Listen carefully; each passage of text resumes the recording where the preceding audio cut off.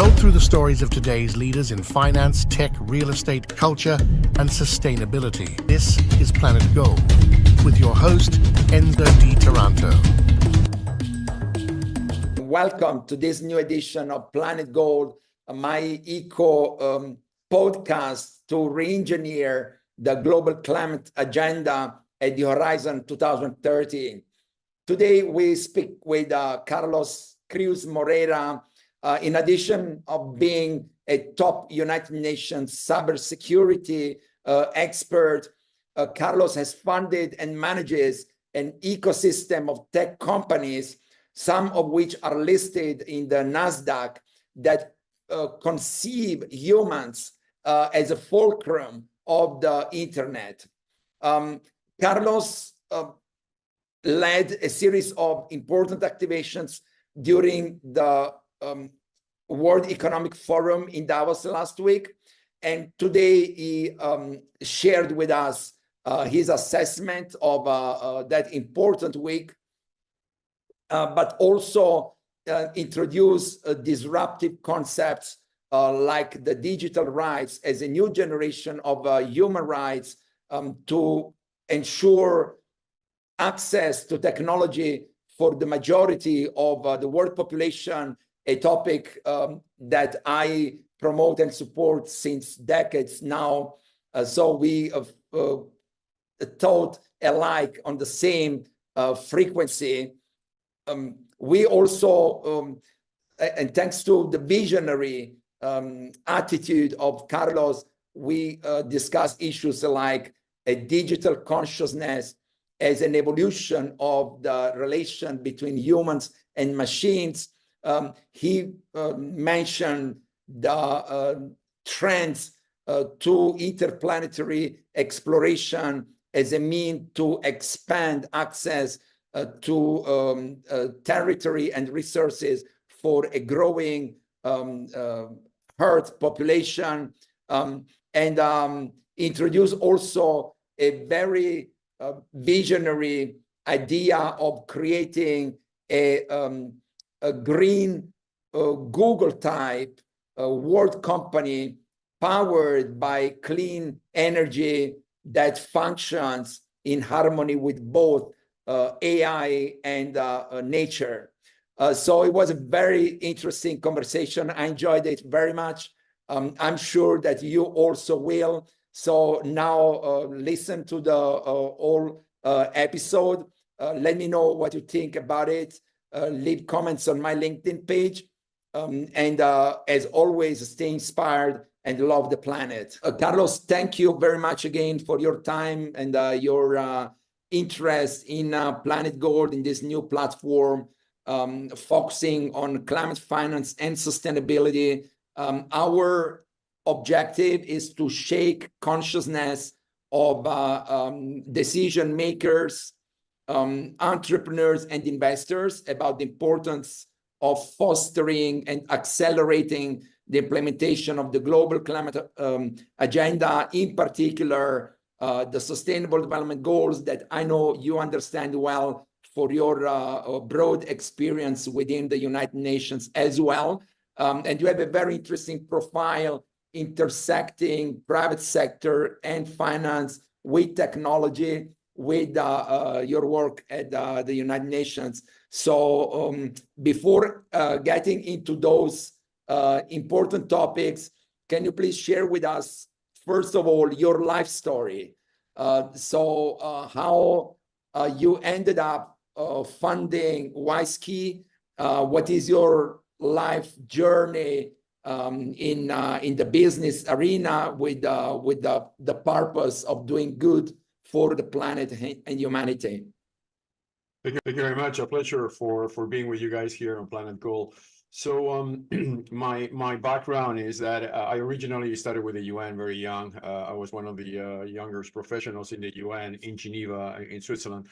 As you know, the UN through the Sustainable Development Goals, but even before that, endeavor is to ensure that not only the planet but the people living in the planet can survive the different cycles of technology, innovation, and many other factors that are affecting the planet. I stayed in the UN for 16 years. I was the chief security officer of the UN. The UN in Geneva invented the World Wide Web. Was done in this city, you know, by CERN, which was the genesis of the web with Tim Berners-Lee in Geneva, and I shared that generation. I was part of that a group of people that they started to play with the web. We developed the third website of the web in Geneva, developed by me, by my team, and we started to realize that this was an amazing invention, but at the same time, that was bringing a lot of risk. And those risks are now being accelerated by exponential technology, which are converging between themselves. And this was been the subject of Davos that week. I nearly have no voice because I have run something like 30 different panels and conferences, so that I am really losing my voice. But I will try to keep it until the end of this panel. But in the when I reached 40, I realized that the UN as a policymaker is a great place to be. But there is a glass ceiling in what concerns execution, right? Because the UN is not really an execution body. So then I moved to the private sector. I founded WISeKey. I raised $400 million. I IPO the company in Switzerland and then in the NASDAQ. And then I started to develop other companies. WISeKey now is a conglomerate of companies. We have 5 companies attached to WISeKey. We have another one within CLSQ, which is also a NASDAQ company, which just did a listing on the NASDAQ last May, a $300 million market cap. And we have also a space technology company, which has launched Pico satellite with a SpaceX with the name WISeSat. And we also, and this is where I met Benedict, we also launched a very powerful platform for digital assets, art, real estate, and things like that, and they are tokenized now. And this is a very large community. We announced a $500 million deal in Davos yesterday, actually, on WISeR. So this ecosystem of companies, they are serving several different purposes, but they're all interconnected in my vision, which is still there from the beginning, that whatever we do has to be human-centric. I am also the writer of the Transhuman Code, which is a bestseller in the United States, a book that positions the human at the center of gravity of this fourth industrial revolution, which is exponentially out of control. Davos was all about AI. The founder of OpenAI was there. We had talks to it, and there's it is a great opportunity because that will solve many. AI has the capability of solving many of the fundamental issues on Earth, including climate change. But it has also a huge risk because this technology can get out of control. And if the only driver of this technology is going to be profit and, you know, the monopolistic view of big platforms, then we will be in a situation where humans might be in danger. So now it's a trade-off between the benefit of the technology and the risk of the technologies. And how can we, as a human, either through regulation, although I am not really very much pro-regulation because I know that AI cannot be regulated, but maybe decentralization, maybe open the source code to everybody so we can have an assessment of what is inside against potentially bias. But yeah, so this is my life is a complicated parcours, as we say, because I work on international affairs with the UN. I developed a company, I raised money, I did IPOs, and now I am also the founder of oiste.org, which is an NGO, a UN NGO. It's International Organization for Secure Electronic Transactions, which is a Geneva-based think tank on how we can secure the internet. It's a non-for-profit vehicle that we use as a policy making to try to influence the agendas that they are being designed globally. So just a long answer of your question. No, that's fine. I mean, we appreciate your answer. And once again, our stories are very similar in many ways, but today is all about you. And so we would like to draw from your experience some visionary scenarios that we need to look at in order to prevent reality and influence it positively as much as we can. And so you mentioned the Sustainable Development Goals. As you well know, sustainable development is a human-centric concept. It's not really economic or technological or even environmental. It's all about making the lives of global citizens better so that all Earth's citizens can have access to clean water, to sufficient food, access to social services. So and obviously clean air and a decent job. So this is these are the fundamentals of life, and sustainable development is really a person-centric philosophy of life. Now, in my view, the blockchain and artificial intelligence are those technologies that are reshaping the global economic system, even though there are some factors of power who are not really opposing because they are too smart to, want to oppose these dynamics, but certainly trying to slow them down. But in any case, the train started moving and nobody will stop it. So my question is, in your view, based on your experience and your forecast of the planet and humanity at the horizon 2030, how both the blockchain and the AI can help us to accelerate the implementation of the Sustainable Development Goals? Yeah, very good question. I mean, blockchain or AI or quantum or IoT, those are elements. It's like when you do a very sophisticated dish, you need carrots and eggs. So you need different ingredients, but none of one of them is more important than the other. They're all important. And all of them, they have a role to play. There's a lot of, I've been going to Davos for 20 years, and every year in Davos, something is very important. E-commerce was very important. NFTs were very important. Last year, cryptocurrency. This year, nobody talks about cryptocurrency. This year is AI. And next year, nobody's going to talk to AI. They're going to talk about quantum. And this is going to go on and on because this hype of the industry is what makes is the blood of the industry, right? Everybody gets excited by a theme, by putting too much focus on that theme and basically believing that theme is going to save the world and solve all the problem, which is totally wrong. So the way we need to approach the fourth industrial revolution, where we are entering now, it is a revolution where things are exponential. Humans, we are linear. So we in order for walking 100 meters, we have to go step by step. The technology is exponential. So technology will be a building house anytime. Exponential always win against linear, right? So because we are linear, we cannot compete against technology. And the problem we are facing here is that technology is what make people rich. I mean, all the big wealth of the world is being generated through the technology innovation. And 99% of the people, the rest of the people, they're excluded from that innovation. They cannot just do it because they don't have the means, they don't have the money, they don't have the R&D, they don't have the universities, they don't have the basis. So we are in an inequality process of expanding technology. And that creates a huge risk because these technologies, for instance, AI has the capability of solving all the sustainable development goals in once. One of the sustainable development goals, the 16.6, is digital identity. Give to every human being a digital identity, which is something that WISeKey does. So you include them into the digital economy. Without a digital identity, you don't have the key to open the door that allows you to enter into the digital economy. So if you don't have the key, you have to ask the key somebody, and that somebody is going to put conditions to give the key to you. So this needs to be decentralized. But why, after so many years of trying to deploy a global identity, still don't have it? Still, we have only 1 billion identity where we have nearly 8 billion people. It's because the distribution of technology is totally elitist. It's not accessible to everybody.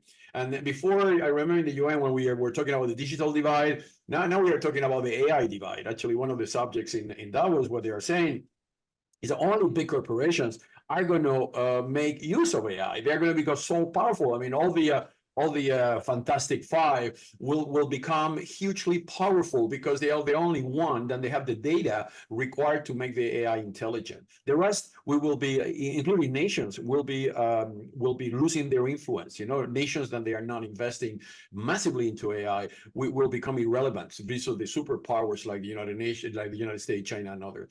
So in that environment, I will say we're going towards a big issue, which is inequality, global inequality, which then brings all societal issues. Now, how we solve that? I mean, it's a difficult problem to solve because the entire society is run by money, right? So when you get money and power, you want more money and more power. And this is a human condition that is very difficult to change. So there are two philosophies here. There are the philosophy of the super powerful, super rich people and say, the planet, the Earth is dumb. I mean, it's like we cannot solve the problem anymore. So let's go to Mars. Let's create a new civilization where we'll be ruled by different rules, and Earth will become like the ghetto. Like when you go to Rio de Janeiro, you have a ghetto there, and you have the people living in the ghetto, and then you have people living in Copacabana in a beautiful house, and they live very well because one already decided that living in the ghetto is okay, and the other decided that being rich is okay. So we are going towards that type of model on Earth, where you're going to have very powerful people and they're using the resources on Earth just to satisfy their requirements living somewhere else. And that's why so much money is being put in Mars. That's why Elon Musk and the space exploration is booming now, because they really believe that there's absolutely no way that we can solve the Earth issues. There's another philosophy, which is more my philosophy, is that no, I mean, Earth has been given to us, and we will never find any other planet as beautiful and amazing like Earth. So we have to preserve our motherland, right? And in preserving the motherland, we have to decentralize wealth. We have to empower 8 billion people to contribute to the intelligence of the human intelligence and rule the world. I mean, it's not AI. AI is only an extrapolation of human intelligence. AI should be something that empowers us to be more intelligent, but does not replace us from being intelligent. It's like the smart friend that we have to give an advice because it's very specialized, but we are taking the decision, not the advisor. So in order to do that, we need a totally new mindset.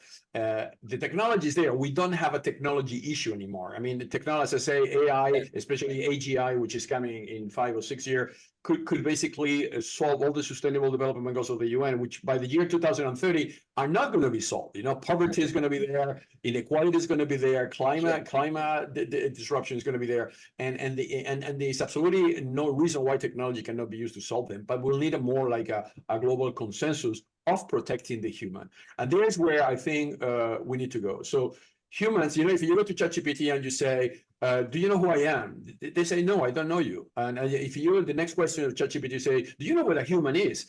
ChatGPT say, no, I don't know what a human is. So the concept of human has not been embedded into the technology. The technology does not know what a human is.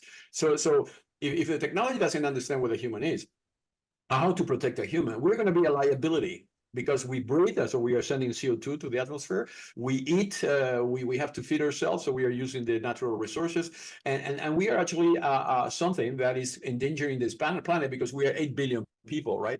So in order to solve that problem, we need to protect the human. So I've been talking to the United Nations Commission of Human Rights here in Geneva. We were talking, why don't we develop the digital human rights, the Commission of Digital Human Rights? We have physical human rights, but what about a digital human rights? The digital right of data should be protected. The digital right of not letting AI algorithm data mining host and taking decision on behalf. So those rights are available. We could develop them, and we could put a human charter, international charter, on where everything we do, whatever technology we develop, whatever exponentiality is going to happen, humans are going to be protected. So you have like a rock in the middle of a river that the water goes around, but the rock is there and is immovable and cannot be modified. And there is totally a possibility of doing that now. But why it's not happening? Because humans are consumers for platforms. Platforms do not see us as a human. They see us as a consumer. So as a consumer, the data we don't consume anymore, we have zero value for them. And therefore, they are not interested in us. That's why we are excluding 7 billion people. So we have to teach them not to see the humans as a consumer, because we are more than a consumer. We have to try, this platform should see us, and these algorithms that they are powering those platforms, they need to see the human as a human, something which is unique, something that needs to be protected. Otherwise, we're going to become an endangered species. We're going to be like the rhino in Africa, right? Yeah. And the only way to avoid that is by teaching and putting regulation on technology. Then they say, whatever you can do, whatever you want on technology is wonderful. But when you reach a human person, you should not develop anything that dilutes the quality of life of a person, dilutes his rights, dilutes his humanity. That needs to be protected. Even if it's a great business, you cannot touch it. You have to protect it. And that is an international treaty. And this is the fight we are having, because platforms that they use humans as a consumer, they make money on that, right? So they are not willing to give away their money. Then they are making humans as a consumer to give humans as a human. And this is a learning curve that needs to be respected and implemented. Yeah, and I'm so happy, Carlos, that you mentioned the so-called digital rights, because last year I organized an event in the ECOSOC at the United Nations in New York, which was specifically about the new generation of human rights, which encompass both environmental rights like access to clean water, sufficient food, pure air, and so on, as well as the so-called technological rights, which are access to the internet, which are access to information, to knowledge, to identity protection, and so on. So this is a conversation that I've been fostering since now 10 years, I should say with some success, because, for instance, the General Assembly has approved a number of resolutions as far as environmental rights are concerned that are quite, compelling, even though, as you know, not enforceable. So these are statements of intention, but certainly more can and must be done as far as the so-called technological rights are concerned. So I would love to work with you moving forward in this direction. And actually, Benedict, who is our podcast producer, he was filming with me in New York at the UN headquarters. I think it was last July. And so we also have some audiovisual content that we can work with. But another interesting point that you mentioned, you say that the Earth and humanity can become a ghetto, and then another segment of population will, move to the moon or Mars or wherever. There is a very interesting movie with Matt Damon and Jodie Foster. I think the title is Elysium. I suggest you watch if you have not already, which basically visualize exactly what you just saw in your mind, which is, an elite civilization, in some satellite in the atmosphere. And, those who remain on Earth, are in very dire environmental and socioeconomic conditions. And so this is the scenario that we must avoid at all costs. And I believe in the power of Mother Earth to regenerate itself. I don't subscribe the hypothesis that it's too late. I think that we have already started a new parable of consciousness. There are people like us who are very well conscious and aware of the challenges that we have. And I believe that also in many economic sectors, if you think the most polluting industries globally, from cars to food, fashion, hospitality, these are all moving towards becoming, more conscious, more responsible, more sustainable. And in the technological arena, as you well know, John Kerry at COP28 in Dubai, he launched this absolutely magnificent concept of using clean energy to power the internet. That is probably the thing that most consumes energy on the planet. So there are so many good evolutions. There is so much progress in this arena. Some see that like us, and some other are not yet conscious and awake.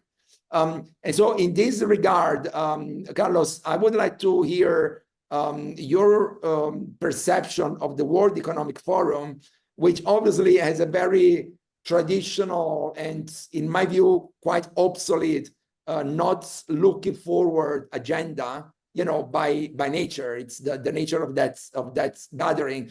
But how, apart from AI that you mentioned was dominant in the agenda this year, how do you see the whole issue of impact investing and the climate agenda within the World Economic Forum? And do you think that there is more consciousness this year about it, or still, it's something that's, as you say, there is the World Economic Forum like a cloud, here, and then the reality, the real economy moves down. So how do you see that? Yeah, before we get into the work economic forum, I think you mentioned about the protecting the human data and the human rights. But before you protect anything about the human, you have to define what a human is. And this is the problem. You know, I code. You know, I develop software, and when you develop a software, whatever it is, an app or AI, you're going to reach a point where you have to code what a human is. You have to say in a line of code, this is what a human is, and this is a digital identity of a human. That does not exist on the internet. So a very low-hanging fruit will be to ensure that everything we do, all the algorithms we develop, all the AI, we code the human into it. And so that means that the code itself understand what a human is. So that will be our first line of defense. Now, once we define what a human is, we can define what the rights of that human is algorithmically and not just theoretically. The UN is a great body to create awareness, but it's a very bad body to implement anything. They don't have the strength to implementation. That's the private sector, right? And when you talk to Larry Page or one of those guys, they're going to say, look, the robot is the next evolution of the human. Don't worry. I mean, we don't need to be human anymore. We're going to be robots later. In their mind, they don't have any issues to project us towards being a robot or a superhuman or an enhanced human that will be able to live in Mars, because the current human doesn't have the capability of doing so. So they are bringing an entire industry, and this is not a one startup. This is a $10 trillion industry move towards that, right? So what is the counter? The counter of that, there are small lobbyists, NGOs, ECOSOC, UN, but this is like a very tiny force to fight against that, right? I mean, yes. It's like we are like the native Indians in the United States when the other colonies arrive. The forces are totally decentralized. So because these guys are making more money every day and they're becoming bigger every day, especially with AI, this is what AI is going to do to them. They're going to become monster big. So we're going to be even more fragile towards that. So there is a moment now where legislation needs to be put in place. And the European Union has started. This is the first move last year to regulate AI. So that is, with Thierry Breton, this is a good move. It's not the final one because, again, it's the European Union. The European Union is not powerful enough to regulate the AI. So then we need an international consensus. And we will put that, we will need, like we did with nuclear weapons, when we discover the nuclear weapons were so dangerous and could basically destroy humanity, we put some processes to protect any nuclear war. We have to do the same thing. We need to protect AI war into the possibility of totally destroying humanity. And if that doesn't happen, we're going to have a very bad future, because the power, economic power, is in the hands of the people that do not necessarily believe that Earth has a solution. So there's a fundamental issue now. Now, the World Economic Forum, people don't understand the World Economic Forum. They think the World Economic Forum is a group of people designing the future of the world. It's a conference. I've been in the World Economic Forum since 20 years, and the World Economic Forum is a gathering of people, like you do in the United Nations General Assembly, or you do in the FII in Dubai, in Abu Dhabi, in the Riyadh, the Future Investment Initiative. Those are events where very senior people meet out of their record in coffees, in restaurants, in conference, and do not have the same protocol that they will have if there is an official delegation meeting with an official delegation. So what happened is that people get into discussions that normally the protocol will not allow you to have, or they will be getting informed about things that normally they don't get informed, because there will be so many layers between the decision-making process and the person that tells you that. So it's an educational process that basically defines the risk of the year, so do you have the systematic risk of both economic risk, environmental risk, socioeconomic risk. They are debated. And then you have, Davos is the Congress, the World Economic Forum, but then you have Davos, the city of Davos, which is full of NGOs, of activists, of people, and they go to Davos to interact with other people. So we should see Davos as an ecosystem of people with diverse identities, diverse social positions, then they are mixing together. And it's actually a good process, because, as I mentioned, you're out of the protocol. Yes. You're out of the formatted structure where you can only talk about something and not move outside the script. Here you can be more generous and being able to exchange information. Now, on your point of the civilization moving towards another planet, this is happening. I mean, this is an industry. This is not only anymore a movie. This is something that defines that. I was in Las Vegas in CES last week. And I went to the Sphere, which is this huge dome, where they show a video on where Earth, in 100 years' time, will become like a Disney World park. I mean, we will leave all the humans, because we will be a liability, so we'll not be able anymore to stay on Earth. And we will come to Earth only a week or 2 weeks, like we come in holidays, just to enjoy the nature, because obviously without human, the nature will regenerate. And we will be here authorized to stay 1 week, 2 weeks, and then we go back again to our planet, right? So that's the vision, that the humans are so hostile to nature that we need to leave, we need to disappear, otherwise nature will never regenerate. So that's a view which is actually a scary view. I think humans are the fruit of Earth, so we are from Earth, we are constituted by the same elements, and we should learn how to live with Earth in a way that is sustainable, and for that needs a new education, a new incentivization. Now, how to solve the problem? You have $10 trillion companies, and they have made money in data mining, in abusing the human right. We need to make a Google or a similar company on the other side of the issue, a company that has been able to protect humans, to put humans in the right place, to protect the planet. That company should have the same valuation that the company that is doing the other way around. And then when the market will understand that they can make money in doing good versus doing bad, then you're going to solve the problem.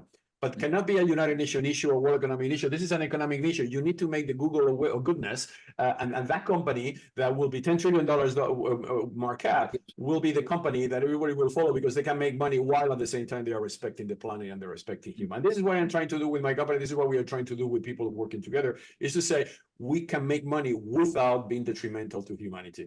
Yeah, and now I organized a series of events during COP28 now in Dubai recently, and the focus was on impact investing. So, you know, I have my doubts that the majority of investors understands the opportunities, the economic and, you know, profit-based opportunities of the new green and blue economies. There is still a lot of, you know, awareness raising that we need to do in terms of educating them. But I have my own opinions about that. What are your experiences in this area? I mean, also raising capital for your companies. Do you see that there is a movement of investors, I mean, traditional investors that, you know, see the opportunities of these new multi-trillion green and blue economies and are jumping on them? Or you see still, you know, a lot of resistance in those dynamics? The only problem, investors invest based on a good business plan. So we need to develop the business plan that shows that this green investment or circular economy investment is a profit-making structure, right? And then can make your money to accelerate. So I am working with Gunter Pauli, which is the father of the green economy, the circular economy. I have been giving conference with him around the world. We are now solving issues about containers in the world, tracing them through satellite connectivity, so we reduce the CO2 footprint of the container, because the maritime industry is 18% of the global CO2. So we are going one by one, and we are working with very big organizations like the Dubai port that is obviously conscious that they need to solve their CO2 footprint, and they are willing to make investments in technology that help them to do that. But as I mentioned, you need a catalyst. You need a one company with one good business plan that is making money, that is growing on the stock exchange, and then people will say, okay, this is actually the business plan that I want to apply to my own property. But the money's there. I mean, we have huge amount. I think all the banks, we in Geneva, we have very big banks, and all of them, they are saying part of the investors' portfolio needs to be invested in this type of technology. So the willingness is there. In some cases, even portfolio diversification strategies, right? And they want to be sure that they for their own reputation, they want to show that they are investing in this alternative economy. But you need a good business plan, and you need a winner. So you need a reference. I mean, humans are, you know, if ChatGPT starts with $100 billion valuation, everybody wants to invest there without even understanding what ChatGPT might be. So humans, we are driven by sometimes by the buzz. We need to create a sustainable development company that is good for human and the planet, that becomes a multi-billion-dollar company, and then everybody will be investing there. The money is there, the willingness is there. The business plan is not there yet, and the companies they're still too small. They need to get to the level of the companies I mentioned before that have been data mining data for decades, and they are becoming $1 trillion company, all of them. Yeah, I love your vision, and whatever we can do to support you materializing that, Carlos, count on us.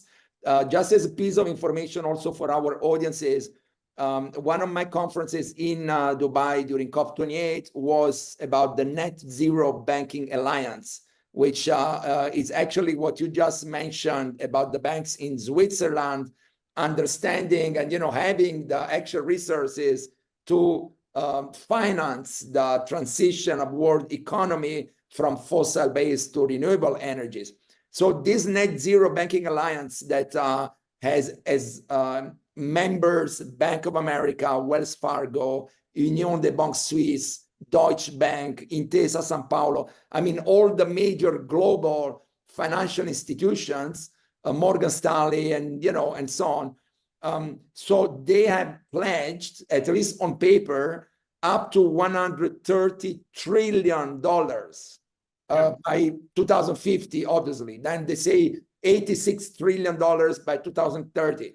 Anyway, we know that these are pledges, right? They announced those big figures, but it has been, that was in Glasgow at COP26 when these announcements were made.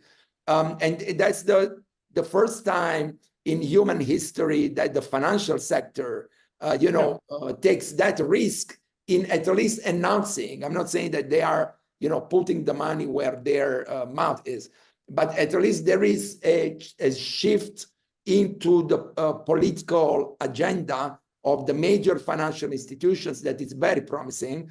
And so I think that your vision of creating, this green Google type of company can certainly have the potential to raise the money that it needs and deserves. So let's move on that path together. Now, Carlos, we were going to wrap up soon this conversation.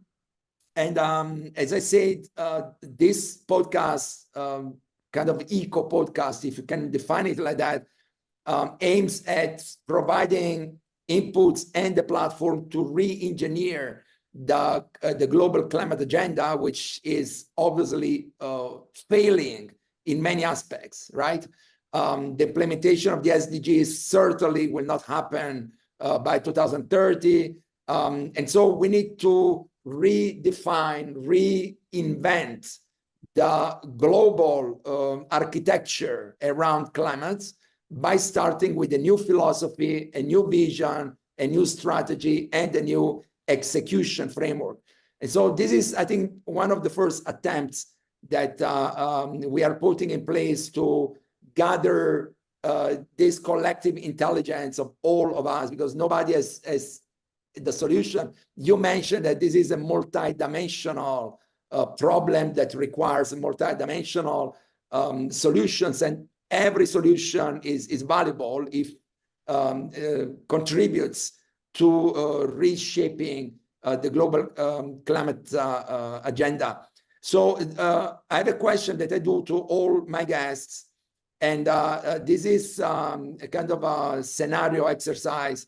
Like, if you imagine to have a magic wand and you can make any change to the global system, the global economy, the mindset of people, the execution of a specific technology, whatever you could do at will, what would that be that you would do to accelerate the implementation of the SDGs?